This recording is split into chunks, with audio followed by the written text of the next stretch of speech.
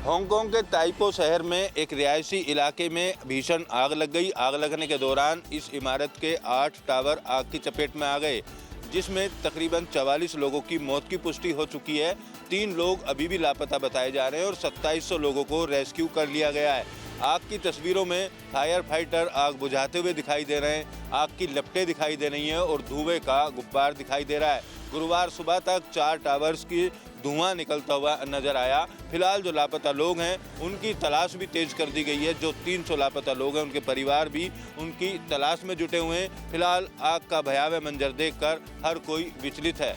Video journalist Jainendra के साथ Amit Chaudhary, news state, Uttar Pradesh, Uttarakhand.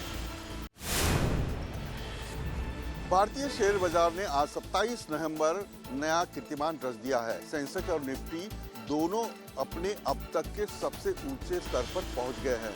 Global बाजार से मजबूत संकेत, ब्याज दरों में कटौती की उम्मीद और विदेशी निवेशकों की जबरदस्त खरीदारी से बाजार का नया जोश हाई दिखा। निफ्टी ने 26,306 पॉइंट का 95 का अपना नया ऑल टाइम हाई बनाया हुआ है।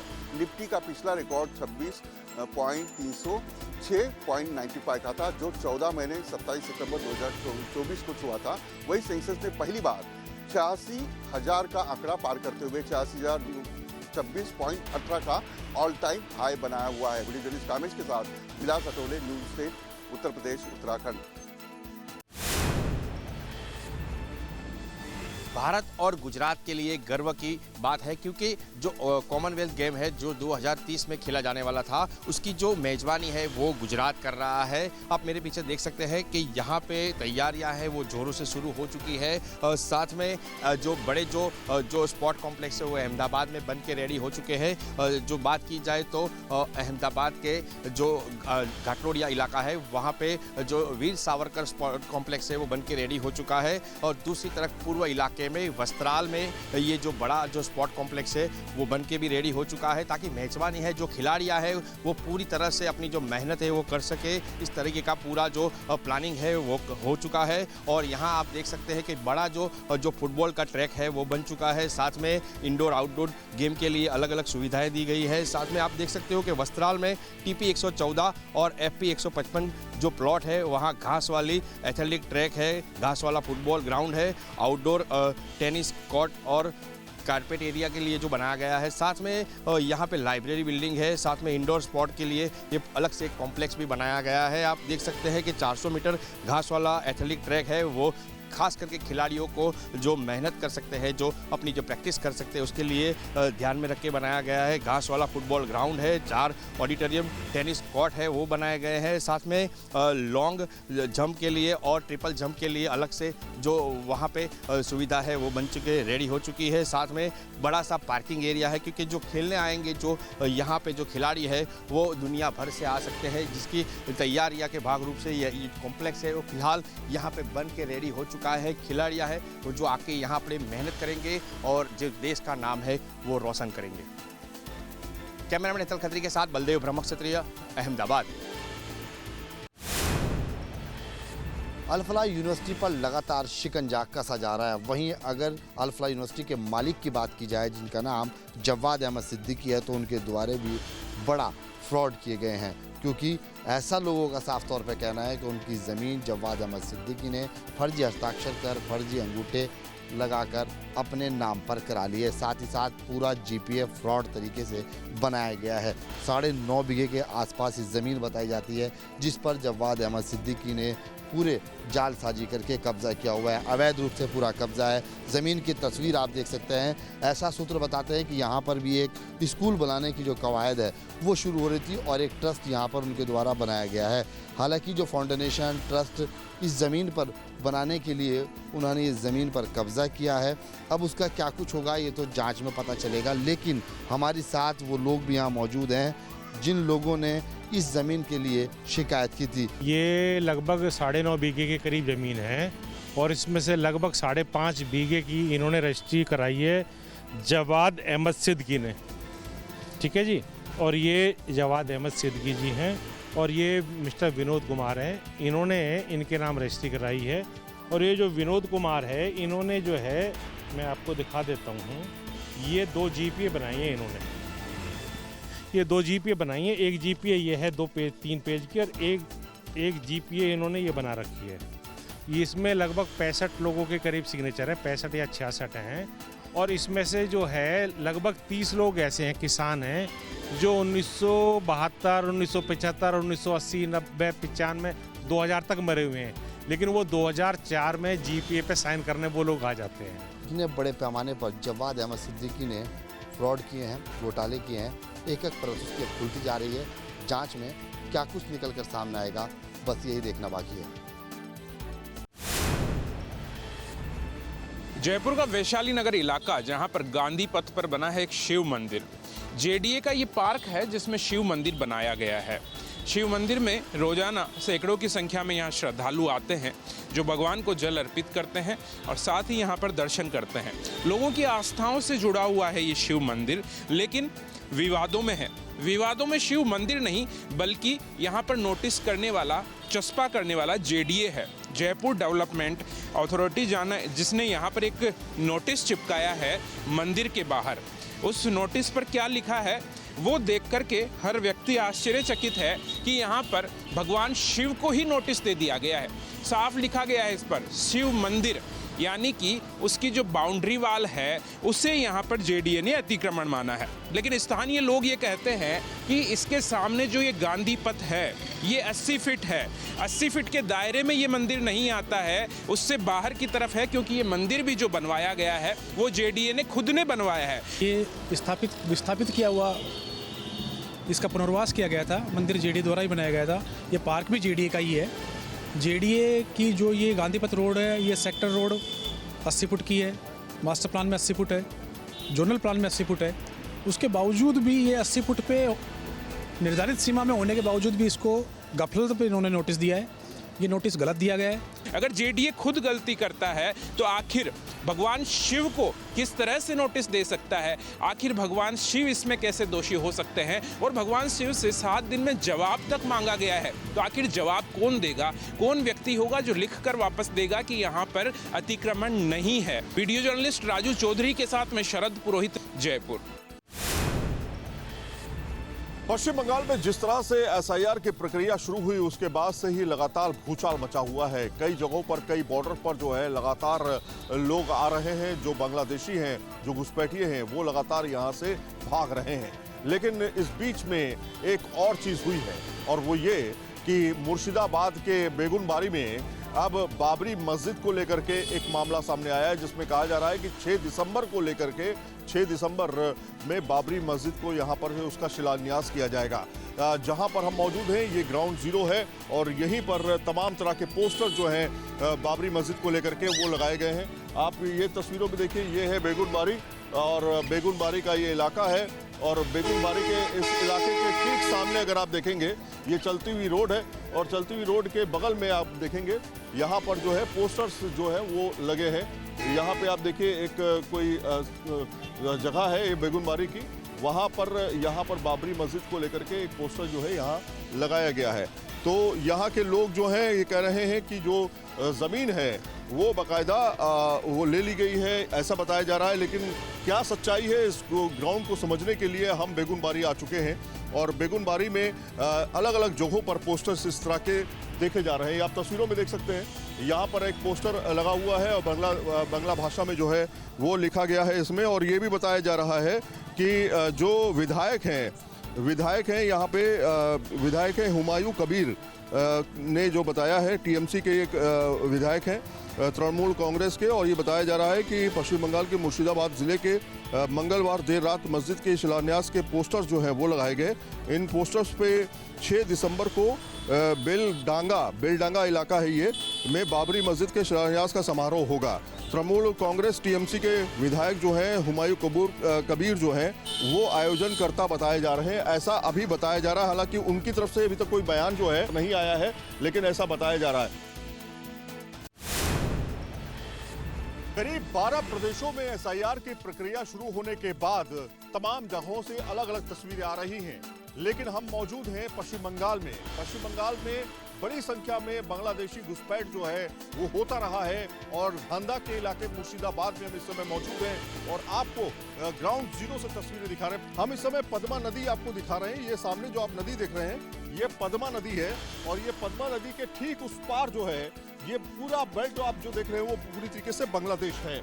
और बांग्लादेश में की तरफ से जब से एसआईआर शुरू हुआ है बड़ी संख्या में लोग जो है अब अपने देश वापस जा रहे हैं। आपने देखा जो हमने तस्वीरें आपको दिखाई हकीमपुर से, वहां पर किस तरह से घुसपैठ के बाद लोग वापस जाने की तैयारी कर रहे हैं। करीब 1 करोड़ लोग जो है ऐसा माना जाता है कि बांग्लादेश से भारत आए और ऐसे में अलग अलग जगहों पर तस्वीरें हम दिखाने की कोशिश कर रहे हैं किस तरह से यहाँ पर चेकिंग होती है, किस तरह से नाम लिखा जाता है। ये आप देखिए तस्वीरों में बाकायदा यहाँ पर जो है लोगों के नाम लिखे जाते हैं और बिना नाम लिखे यहाँ से कोई जा नहीं सकता। कुल मिलाकर के ये है कि सिक्योरिटी का खास इंतजाम जो है ऐसी जगहों पर भी किया जाता है जो कि बहुत ही रिमोट इलाके हैं।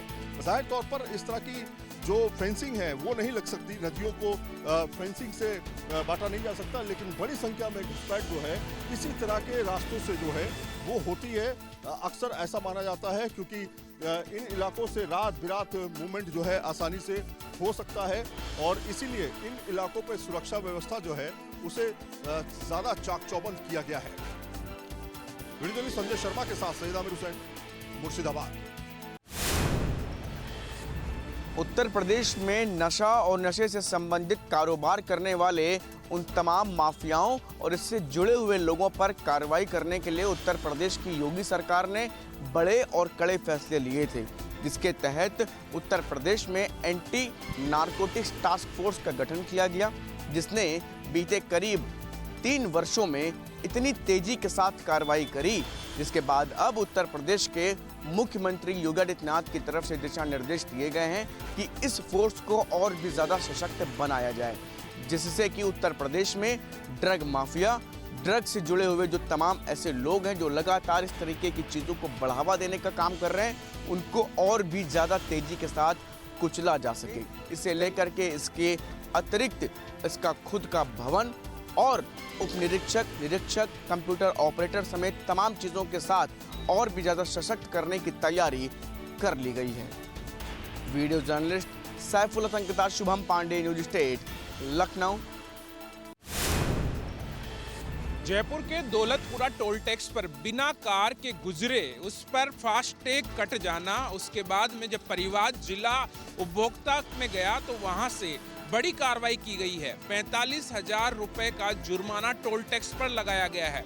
घटना 2022 की है जब जयपुर के अशोक सैनी की कार घर में खड़ी थी, लेकिन टोल टैक्स से एक उनके फास्टैग के जरिए पर्ची आई कि दौलतपुरा टोल टैक्स से उनकी कार निकली है और 55 रुपए का उनका टोल टैक्स कट गया। उसके बाद में उन्होंने परिवाद दायर किया जिला उपभोक्ता केंद्र में और वहां से जांच की गई और उसके बाद में फैसला सुनाया गया कि इसके अंदर घर के अंदर कार खड़ी थी तो आखिर फास्टैग कैसे कट गया और जो 55 रुपए थे उस पर 9% के हिसाब से वापस ब्याज सहित राशि लौटाने के आदेश और 45,000 रुपए का जुर्माना भरने का टोल टैक्स को आदेश दिया गया है। वीडियो जर्नलिस्ट राजू चौधरी के साथ में शरद पुरोहित, न्यूज स्टेट यूपी। जनपद हापुड़ में एक हैरान करने वाला मामला सामने आया है, जहां जनपद हापुड़ की गढ़ कोतवाली क्षेत्र की तीर्थ नगरी में कुछ लोग शव का अंतिम संस्कार करने पहुंचे, लेकिन जब आसपास के लोगों को शक हुआ और शव का चेहरा देखा तो वो शव की जगह डमी था, जिससे वहाँ मौके पर हड़कंप मच गया और लोग एकत्रित होने लगे। जो 4 लोग कार सवार शव का अंतिम संस्कार करने आए थे वो मौके से भाग खड़े हुए। एकत्रित हुए लोगों ने 2 लोगों को पकड़ लिया और पुलिस को मौके पर बुला लिया। पुलिस ने मौके पर जाकर दोनों लोगों को हिरासत में ले लिया और जब कार की तलाशी ली गई तो 2 डमी जो थीं वो कार में और मौजूद थीं। पुलिस ने जब उनसे पूछताछ की तो चौंकाने वाला खुलासा हुआ। क्षेत्र ब्रिज घाट के शमशान में एक व्यक्ति के द्वारा शव का अंतिम संस्कार न करते हुए एक डमी का अंतिम संस्कार किया जा रहा है। जब पुलिस ने इसमें जानकारी की तो ये बात सामने आई कि कमल सोमानी पुत्र श्रवण सोमानी निवासी दिल्ली के ऊपर एक 50 लाख का कर्जा था और उसी कर्जे से मुक्ति पाने के लिए उन्होंने अपनी ही दुकान में काम करने वाले अंशुल कुमार पुत्र धर्मराज निवासी दिल्ली के नाम पर उन्हें बिना बताए 1 वर्ष पूर्व 50 लाख का इंश्योरेंस कराया था और मृत्यु प्रमाण पत्र प्राप्त करने के लिए कूटनीति से आज डमी का अंतिम संस्कार करने के लिए ब्रिजघाट आए थे। पुलिस ने इसमें एफआईआर पंजीकृत कर ली है और अन्य वैधानिक कार्रवाई प्रचलित है। पुलिस इस पूरे मामले की जांच कर रही है। पुलिस इस पूरे मामले में यह भी जांच कर रही है कि इस तरीके के मामले का पहले भी हुए हैं, पहले भी जिंदा लोगों को मृत दिखाकर क्या इंश्योरेंस की राशि ली गई है और कितने मामले ऐसे पहले हुए हैं और जो कपड़ा व्यापारी है या ऐसा कोई जो गिरोह है या पूरा नेटवर्क इस पूरे मामले पर काम कर रहा है जो जिंदा लोगों को मृत दिखाकर इंश्योरेंस की राशि हड़प रहा है। हालांकि पुलिस इस पूरे मामले की तह तक जा रही है और जल्द ही पूरे मामले का और खुलासा करने की बात कह रही है। मैं Charanjit, news state Hapur. Cyber जालसाज नोएडा के लोगों को लगातार निशाना बना रहे हैं। ताजा मामला नोएडा की रहने वाली एक 65 वर्षीय बुजुर्ग महिला के साथ हुआ है। साइबर जालसाजों ने तकरीबन 2 करोड़ 38 लाख रुपए अपने अलग अलग बैंक खातों में डिपॉजिट कराए और मोटे मुनाफे का झांसा दिया। तकरीबन 10 बार में ट्रांजैक्शन कराई गई थी। दरअसल बुजुर्ग महिला के साथ में एक व्हाट्सएप चैट पर किसी व्यक्ति द्वारा संपर्क किया गया और उनको ट्रेडिंग के नाम पर मोटा मुनाफा देने की बात कही गई थी, जिस पर शुरुआती तौर पर थोड़ा पैसा निवेश किया तो उसमें मुनाफा मिला भी। जब महिला को विश्वास हो गया तो 2 करोड़ 38 लाख रुपए अपने अलग अलग बैंक खातों में डलवा लिए और एक ऐप डाउनलोड करवाया जिसमें मुनाफे की रकम 7 करोड़ दर्शाई जा रही थी। लेकिन जब बुजुर्ग महिला के द्वारा वो पैसा निकालने की कोशिश की गई तो पैसा विड्रॉल नहीं हुआ और टैक्स के तौर पर और पैसे की मांग की गई। जब और पैसा जमा नहीं किया तो साइबर जालसाजों द्वारा संपर्क तोड़ लिया गया। पूरे मामले को लेकर अब नोएडा के साइबर क्राइम थाने में एफआईआर दर्ज की गई है। पुलिस अधिकारियों का कहना है कि पूरे मामले की जांच की जा रही है। आरोपियों की गिरफ्तारी करने के लिए टीमों का भी गठन किया गया है। लेकिन ट्रेडिंग के नाम पर और डिजिटल अरेस्ट करने के नाम पर ठगी करने वाले जो जालसाज हैं वो अभी पुलिस से कोसों दूर है। देखना होगा आरोपी कब तक गिरफ्तार हो पाते हैं, कब तक बुजुर्ग महिला को उसका पैसा वापस मिल पाता है। वीडियो जर्नलिस्ट जैनेंद्र के साथ Amit Chaudhary, news state Noida. Moradabad food safety विभाग के द्वारा एक गोदाम पर छापेमारी के दौरान एक ऐसा चौंकाने वाला खुलासा हुआ है जिसे सुनकर आप भी हैरान रह जाएंगे। मुरादाबाद खाद्य विभाग की टीम को बीते कुछ समय से जानकारी मिल रही थी कि मार्केट में आर्टिफिशियल कलर चढ़े अंडे बेचे जा रहे हैं जो कि इंसान की जिंदगी के लिए खतरनाक साबित हो सकते हैं। इसी तर्ज पर काम करते हुए खाद्य विभाग की टीम के द्वारा मुरादाबाद के कटरा थाना इलाके के बरवाला मजरा गांव में एक गोदाम पर छापेमारी की गई। छापेमारी के दौरान मौके से आर्टिफिशियल कलर अंडे पाए गए जिसे देखकर खाद्य विभाग की टीम के होश उड़ गए। खाद्य विभाग की टीम के ने मौके पर ही गोदाम को सील किया तो वहीं गोदाम संचालक अल्लाह खां के खिलाफ थाना हाजा पर प्राथमिकी दर्ज कराई है। इस पूरे मामले को लेकर सहायक आयुक्त खाद्य राजवंश प्रकाश श्रीवास्तव का सीधे तौर पर कहना था कि फार्मी अंडों पर आर्टिफिशियल कलर और केमिकल लगाकर देसी अंडे तैयार किए जा रहे थे जिसके एवज में नटवर लालों के द्वारा आम जनमानस को गुमराह कर मोटा मुनाफा कमाया जा रहा था। खाद्य अधिकारी का ये भी कहना था कि मौके से सैंपलिंग की गई है जो कि लैब के लिए भेजे गए हैं। अब देखने वाली बात होगी कि इन नटवर लालों को कानून क्या सजा देता है। मुरादाबाद से Mohammad Imran, news state, Uttar Pradesh. Nainital police ने यातायात व्यवस्था को दुरुस्त करने के लिए अहम फैसले लिए हैं। एसएसपी मंजुनाथ टीसी ने खास तौर पर आजकल चल रहे बारात सीजन को लेकर अहम फैसले लिए हैं। बारात घर के आसपास होने वाली भीड़ को लेकर नैनीताल पुलिस ने फैसले इसलिए लिए हैं क्योंकि बारात घर के आसपास लगभग 200 मीटर के आसपास अब बारात चढ़ेगी क्योंकि बारात सड़क पर होने से यातायात व्यवस्था काफ़ी चरमरा जाती थी। नैनीताल एक पर्यटन स्थल है जिसको लेकर स्टेट हाईवे और नेशनल हाईवे में बारातों के द्वारा खास तौर पर जाम लगता था। उस पर नियंत्रण हो इसके लिए अहम फैसले लिए गए हैं। हल्द्वानी से भूपेंद्र आवाज, न्यूज़ स्टेट, उत्तराखंड। जनपद बाराबंकी में उस समय एक बड़ा हादसा हो गया जो थाना रामनगर क्षेत्र के अंतर्गत स्टेशन पर एक डंपर ने अनियंत्रित होकर ओवरब्रिज की बाउंड्री टूटकर जाकर रेलवे ट्रैक पर गिरा। उस समय गरीब रथ जन एक्सप्रेस ट्रेन खड़ी थी। गिरने से इतना बड़ा हादसा हुआ कि जो ट्रेन के शीशे थे वो शीशे टूट गए और जो रेलवे का जो लाइन होता है जिस पर ट्रेन दौड़ती है वो टूट गए। इसकी सूचना पर पहुंची पुलिस, जनपद बाराबंकी की पुलिस ने तुरंत पहुंचकर जो राहत बचाव कार्य शुरू कर दिया। इसके बाद चालक को किसी तरह से डंपर के नीचे से निकाला गया और सीएससी में भर्ती कराया गया। इसके बाद जो है कई ट्रेनों का आवागमन भी बाधित हुआ और कई ट्रेनें निरस्त कर दी गई।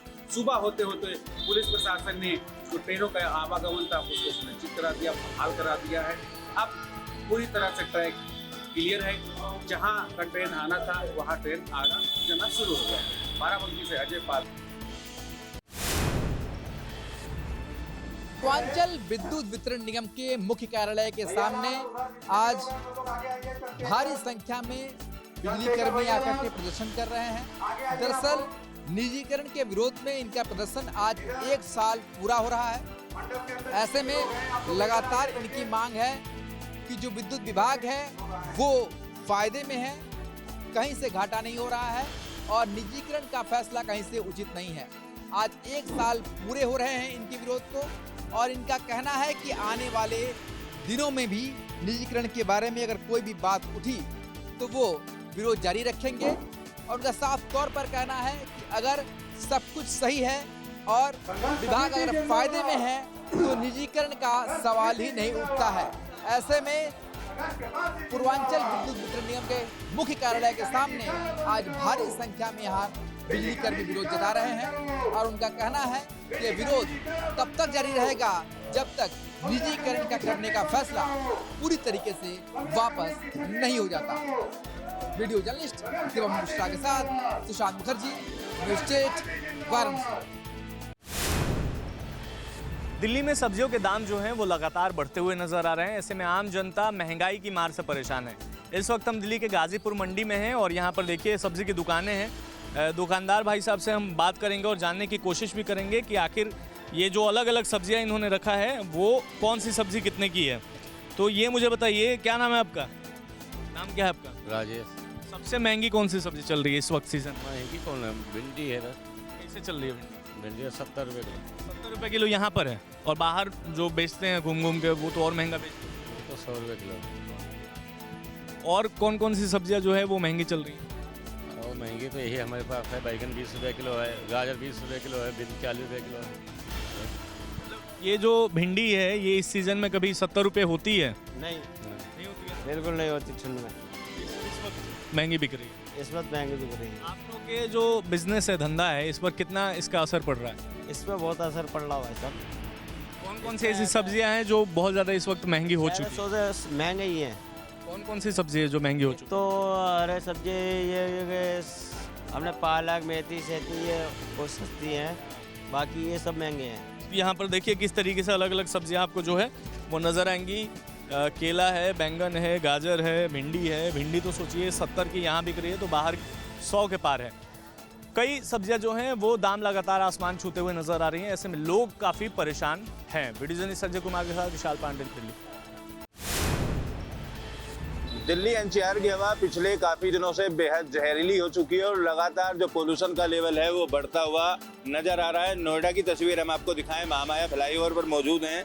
इसके आसपास में पूरी तरीके से जो पोल्यूशन की चादर है वो छाई हुई है। खास तौर पर बड़ी बड़ी इमारतें भी जो हैं वो नदारत नज़र आती हैं और इस पोल्यूशन के लेवल से लोगों के जनजीवन पर काफ़ी बुरा प्रभाव पड़ रहा है। अस्पतालों में सांस लेने से संबंधित जो मरीज हैं, अस्थमा से संबंधित मरीजों की संख्या में इजाफा हो रहा है। उसके अलावा आंखों में जलन की शिकायत लोगों को लगातार हो रही है। और आज के अगर AQI की बात की जाए तो नोएडा के कई ऐसे इलाके हैं जहाँ 410 के आसपास AQI बना हुआ है।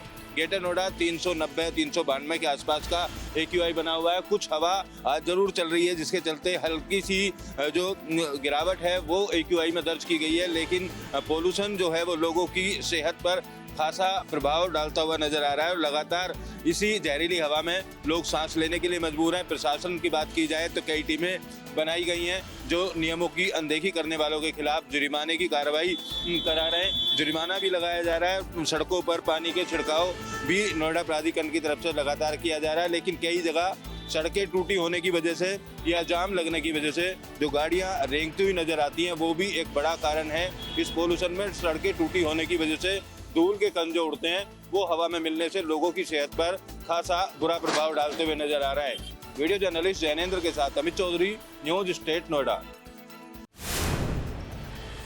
दिल्ली में प्रदूषण का स्तर कम होने का नाम नहीं ले रहा है। पिछले करीब 1 महीने से ज्यादा का समय हो चला है और इस वक्त भी दिल्ली में जो प्रदूषण है उसका लेवल जो है वो ज्यादा ही लगातार बना हुआ नजर आ रहा है। इस वक्त अगर एयर क्वालिटी इंडेक्स की बात की जाए तो अमूमन जो पूरे दिल्ली के एयर क्वालिटी इंडेक्स है कई इलाकों में 400 के पार दर्ज की गई है, जो कि बेहद गंभीर श्रेणी में अपने आप में आता है।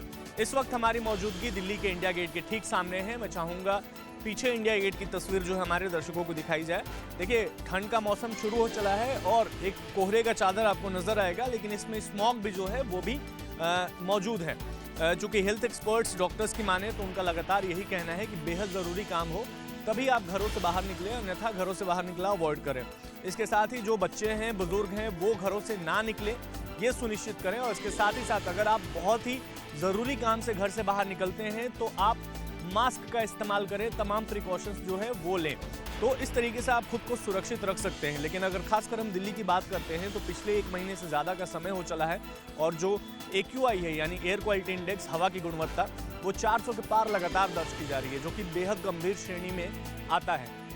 लगातार जो है प्रदूषण कम होने का नाम नहीं ले रहा है। इस पर कई राजनीति भी जमकर देखने को मिल रही है। हालांकि दिल्ली के लोग जो हैं वो अब इंतजार कर रहे हैं कि आखिर उनको साफ हवा कब मिलेगी।